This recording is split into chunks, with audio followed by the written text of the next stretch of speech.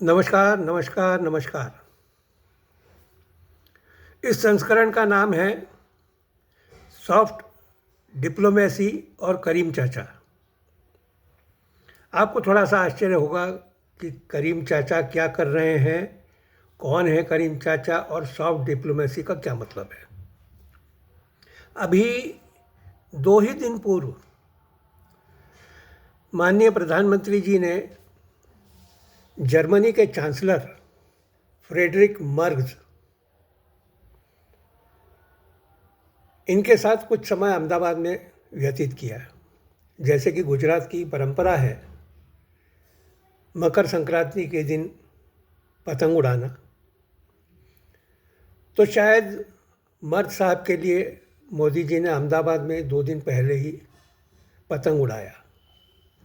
उसमें उनकी कुछ व्यापारिक चर्चाएं भी हुई, परंतु मोदी जी ने उन्हें जो पतंग का मांझा जिस पे लपेटा जाता है वो चक्री को कैसे पकड़ा जाता है इस संबंध में विशेष ज्ञान दिया है। मोदी जी खुद एक बड़े अच्छी पतंगबाजी करते हैं और जैसा कि पिछले 11 साढ़े 11 सालों का उनका अनुभव हम देशवासियों को आया हुआ है, वह यह भली भांति जानते हैं कि हवा किस तरफ बह रही है तो पतंग में दबाव कैसा देना चाहिए, हवा नहीं है तो ठुनकी मार के कैसे ऊपर। ये जीवन के कुछ प्रैक्टिकल ऐसे ऐसे अनुभव है जो आदमी कहीं उसको उपयोग में लाता है। खैर, वो एक बात अलग है।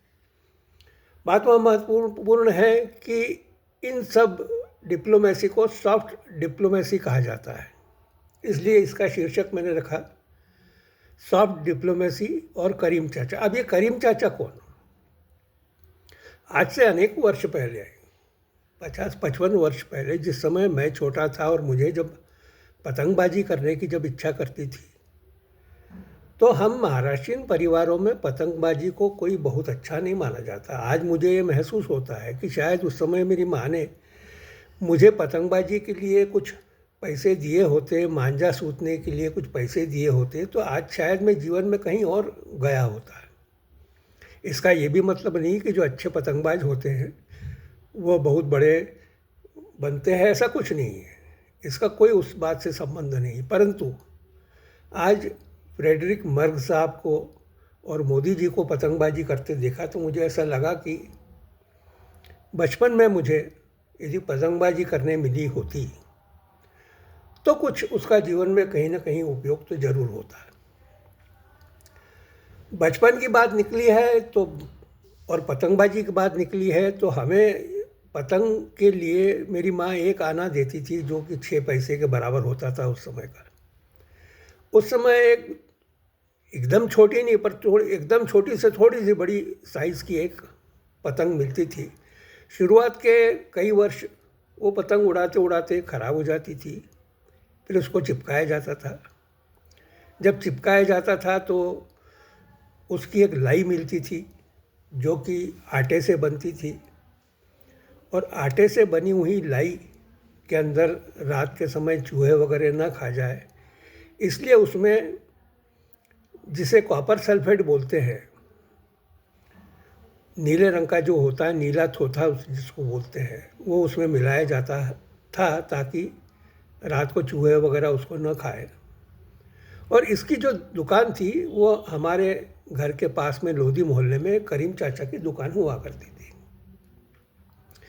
वहाँ पर सिर्फ 2 ही दुकानें होती थी, एक करीम चाचा की और लोधी मोहल्ला के पास लगा हुआ जो मेवाती मोहल्ला था उसमें एक टालवाली की।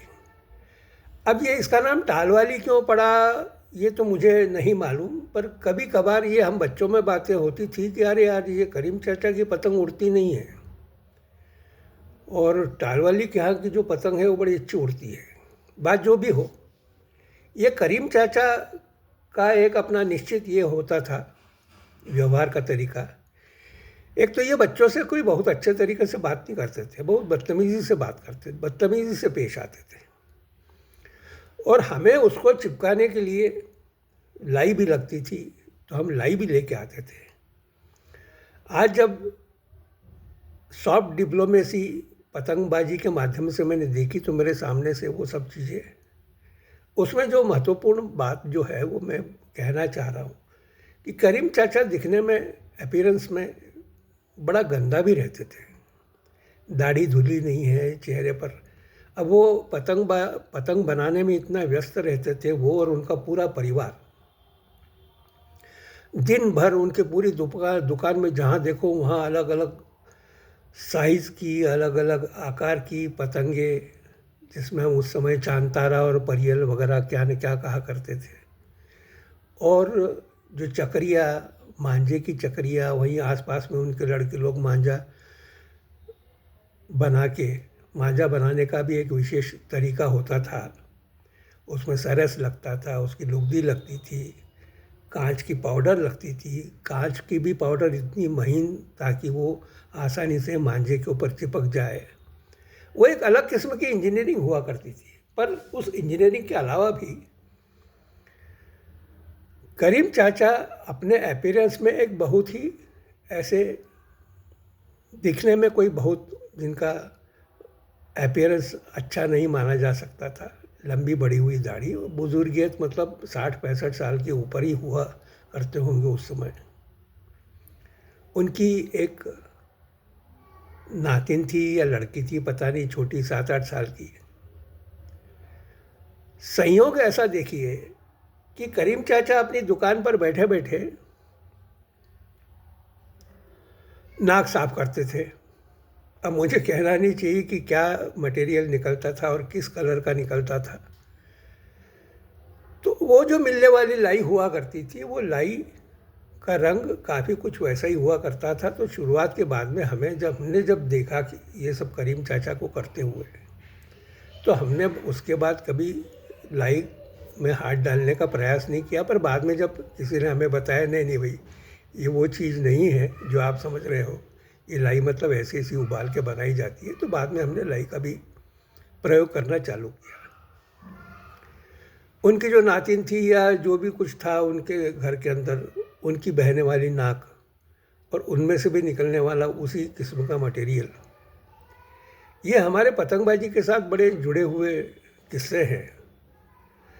आज मुझे याद इसलिए आए कि फ्रेडरिक मर्ज साहब ने अहमदाबाद में जो पतंगबाजी की, जिसे हम आज सॉफ्ट डिप्लोमेसी कहते हैं, ये पुरानी यादें उसके साथ कुछ जुड़ जाती है। इसलिए इस संस्करण का नाम मैंने सॉफ्ट डिप्लोमेसी और करीम चाचा ऐसा रखा। आशा है आपको मेरी चर्चा पसंद आई होगी। यहीं पर मैं अपना समाप्त करता हूँ। नमस्कार, धन्यवाद।